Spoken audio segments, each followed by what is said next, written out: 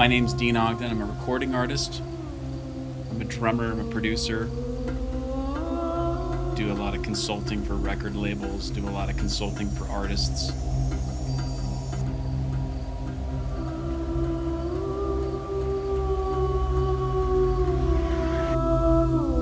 And I also founded Scorecast, which is one of the biggest hubs on the internet for composers in the media vector.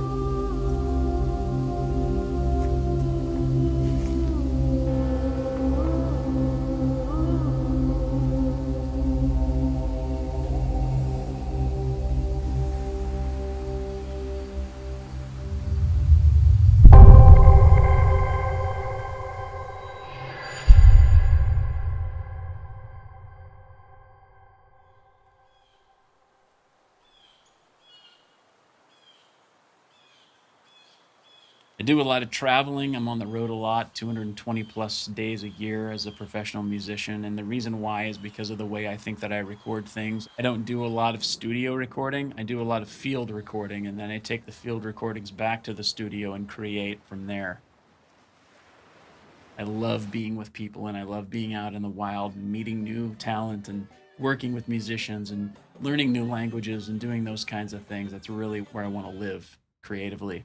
Samples are a part of my world, though, because, sometimes if you're doing deadline-driven work, you've got to get it out fast. You've got to get it out clean. You turn to samples because they're simpler. They're easier to work with. You don't have to go out. You don't have to get on a plane. You don't have to go anywhere. It's just right there in the box. Eduardo and I have been friends for, 16 years, 17 years, going back all the way to the turn of the millennium when he was just starting to sample things. And I was just starting my second career after being a professional drummer for a couple of decades as a media composer for television.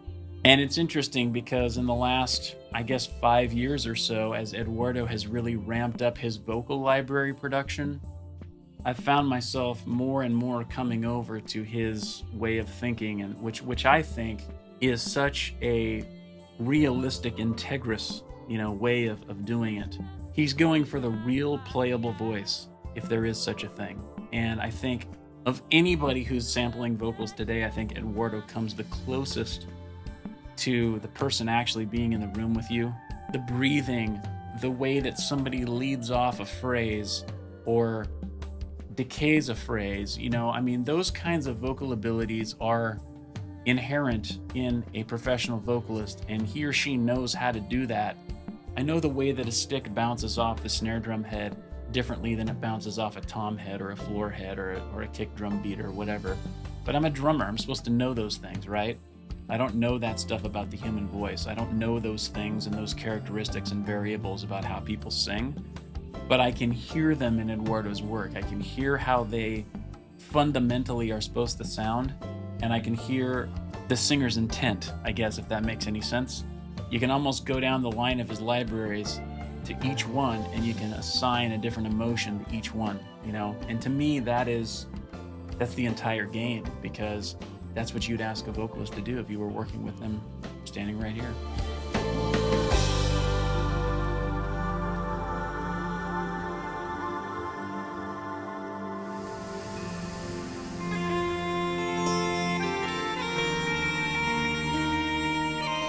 The 4 different voices incorporated into one thing is phenomenal. And so I'm super excited about it. I've already started using it in my next album project.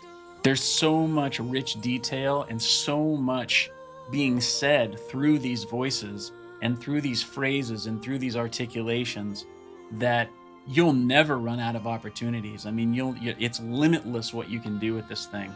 And I'm excited for people who have experienced his libraries before to open themselves up to this new world that he's created with this. It's everything that he's done before on steroids, and built for real emotional writing. There's a lot of genres that I hear that I think, this is great stuff. The people are super talented. The music is really good. The rights are great.